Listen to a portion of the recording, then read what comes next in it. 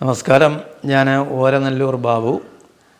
നാവായിക്കുളത്തിൻ്റെ ചരിത്രം, നാവായിക്കുളത്തിൻ്റെ ഇതിഹാസം എന്ന ഒരു പുസ്തകം എഴുതിയിട്ടുണ്ട്. കൂടാതെ ഒരു 6ഓളം കവിതാ സമാഹാരങ്ങൾ രചിച്ചിട്ടുണ്ട്. നമുക്കറിയാം, നമ്മുടെ നാവായിക്കുളം എന്ന് പറയുന്നത് വളരെ പൗരാണികവും അതുപോലെ തന്നെ ചരിത്രപരവും ആയിട്ടുള്ള ഒത്തിരി മഹത്വം ഉൾക്കൊള്ളുന്ന ഒരു ഭൂമികയാണ്, ഒരു ഭൂപ്രദേശമാണ് നാവായിക്കുളം. ആ നാവായിക്കുളം എന്ന വാക്ക് തന്നെ ഉരുത്തിരിഞ്ഞു വന്നത് ഏറെ സവിശേഷമായ ഒരവസ്ഥയിലാണ്. നൗക എന്ന വാക്ക് എന്ന് ഉദ്ദേശിക്കുന്നത് തുറ അല്ലെങ്കിൽ ഈ വലിയ കേവ് വെള്ളം അടുക്കുന്ന ഒരു പ്രദേശമായിട്ടാണ് പണ്ട് ഈ നാവായിക്കുളത്തെ അടയാളപ്പെടുത്തിയിരുന്നത്. അപ്പോൾ ആ നൗക എന്ന വാക്കിൽ നിന്നാണ് നാവായിക്കുളം എന്ന വാക്ക് പരിണമിച്ചു വന്നതെന്ന് നമുക്ക് അതിൻ്റെ ചരിത്രത്തിലൂടെ കടന്നുപോയാൽ അറിയാനായിട്ട് സാധിക്കും. അപ്പോൾ ഇങ്ങനെ ഈ നാവായിക്കുളം അല്ലെങ്കിൽ ഒരു നൗക കപ്പലെടുക്കുന്ന അല്ലെങ്കിൽ വലിയ കേവ് വെള്ളം എടുക്കുന്ന ഒരു പ്രദേശമായിരുന്നു എന്ന് തെളിയിക്കുന്നതിനുള്ള പഴയ ചരിത്രപരമായ വസ്തുതകളും നമ്മുടെ നാവായിക്കുളത്തുണ്ട്.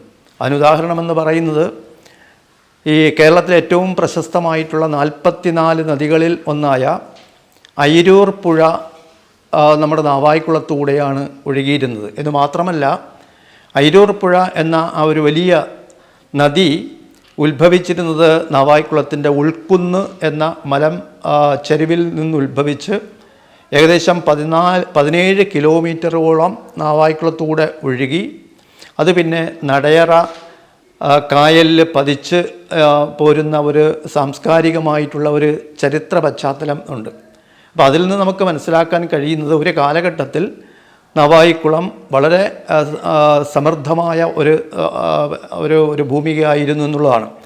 മാത്രവുമല്ല, ഈ നാവായിക്കുളവുമായിട്ട് ആ പേരിനെ ഉപോത്ബലകമാക്കുന്ന മറ്റ് ധാരാളം കാര്യങ്ങളുണ്ട്.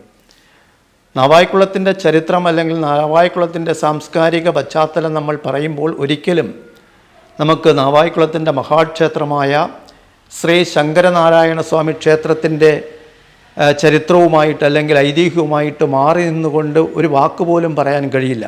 അപ്പം അത്രമാത്രം ചരിത്ര പശ്ചാത്തലമുള്ള അല്ലെങ്കിൽ പൗരാണിക സാംസ്കാരികമായ ഒരവസ്ഥയുള്ള പ്രദേശമാണ് നമ്മുടെ നാവായിക്കുളം എന്ന് പറയുന്നത്.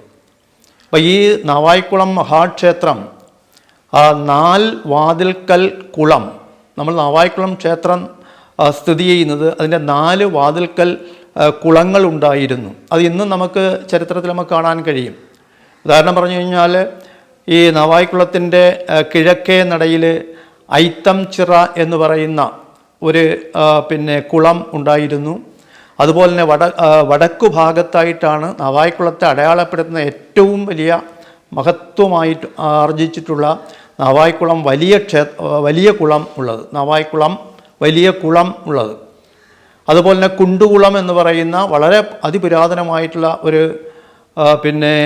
കുളവുമുണ്ട്. അപ്പം 4 വാതിൽക്കൽ കുളങ്ങൾ ഉള്ള ഒരു ക്ഷേത്രമായിട്ടാണ് നാവായിക്കുളത്തെ അടയാളപ്പെടുത്തിയിരിക്കുന്നത്. ഇതിൽ നിന്ന് നാവായിക്കുളം 4 വാതിൽക്കൽ കുളം എന്ന പേരിൽ നമുക്കതിനെ വിവരിച്ച് മനസ്സിലാക്കാനായിട്ട് സാധിക്കും. മാത്രമല്ല, ഒരു കാലഘട്ടത്തിൽ ഈ നാവായിക്കുളം ക്ഷേത്രത്തിൻ്റെ ചുറ്റുപാട് ബ്രാഹ്മണന്മാർ അധിവസിച്ചിരുന്ന അഗ്രഹാരങ്ങളുമൊക്കെ ഉണ്ടായിരുന്നു. അപ്പോൾ അവിടെ അവർ വേദം പഠിക്കുന്ന കളങ്ങൾ ഉണ്ടായിരുന്നു. അങ്ങനെയാണ് ഈ നാവായിക്കുളത്തിന് ബ്രാഹ്മണർ വേദം പഠിക്കുന്ന കളങ്ങൾ എന്നുള്ള പേരിൽ നാവായിക്കുളം അറിയാം. ഇങ്ങനെ വൈവിധ്യമാർന്ന അർത്ഥതലങ്ങൾ നാവായിക്കുളം എന്ന ഭൂമികയ്ക്ക് ആ പേരുമായിട്ട് ബന്ധപ്പെട്ടുണ്ട്.